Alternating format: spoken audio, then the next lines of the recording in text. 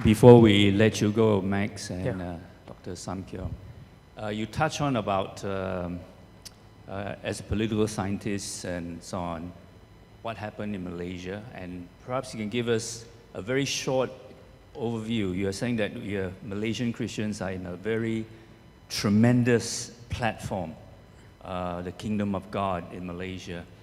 Okay, as a non-Malaysian with a political scientist background and so on, can you give us in a capsule, what do you see God is doing here in Malaysia with the recent, and of course you mentioned about handbags and accessories. Handbags is pretty allergic to us at the moment. Oh yes, I heard about that.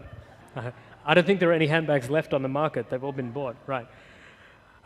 Very, very briefly, and please come and speak to me afterwards or come to the conference and we can talk in depth about this. And I speak as someone who is not a Malaysian, so I'm deeply unqualified to speak on this. So if your response to this is, what would that guy know? He's a 5'5" brown guy from Australia with a funny accent. What does he know about Malaysia? That's totally reasonable. That's how I would probably react. But my view as a political scientist and someone that's been watching your country, that's been praying for your country, that has very close friends and colleagues that live in your country, that's studied with a lot of your countrymen and women in Australia at the university that I studied in, my take is this. What is clear? Well, the first point I would make is that the God that we worship is the true God, and He is sovereign over and above politics, over and above economics. So the hope and the joy and the platform that you have now, in that sense, is no different to what it has been for the last 2,000 years in this part of the world. So one election doesn't change the sovereignty of God, nor should one election change the hope or the excitement that you have in terms of your identity and the truth of the person of Jesus Christ and the hope of what we hold to.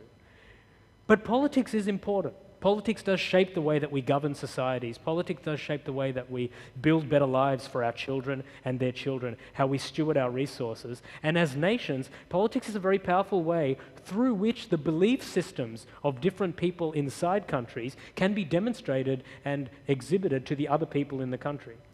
And so my message, just very briefly, summarizing it as a capsule without going into any detail, is this.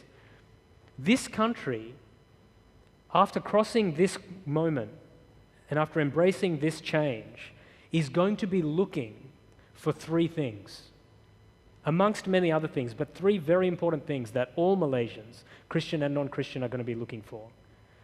They're going to be looking for reconciliation within the country, healing. They're going to be looking for healing and reconciliation within the country. They're going to be looking for hope in something with which to go forward, and they're going to be looking for prosperity. And primarily that's going to be political and cultural and economic prosperity.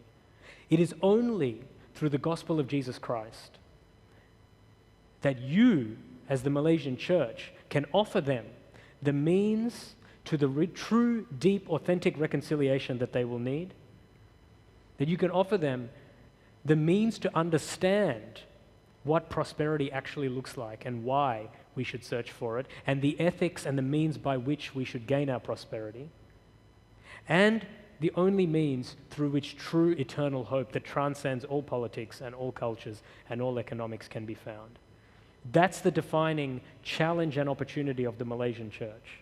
When a country rises up and screams out for reconciliation and hope and for prosperity, there's only one person that can offer that. It's the person of Jesus Christ. And He has put the church, His church, in this country for exactly such a time as this, to be able to give that to the nation of Malaysia, more importantly, to your fellow countrymen and women across this country. So that's my prayer for you guys. That's my very brief analysis. That's my hope, and that's what we'll be praying for as you go forward. And we'll be here standing with you, standing shoulder to shoulder as a speaking team, as RZIM. Sam Kyong's going to be based in KL. He's going to be here a lot more. We're going to be coming alongside you and supporting you as churches, giving you whatever we can do amidst our smallness as speakers. But we know we worship a great God, and we're so excited for you, and we're going to be praying and watching excitedly as His plans unfold across this church and across this country for many generations to come. So thank you.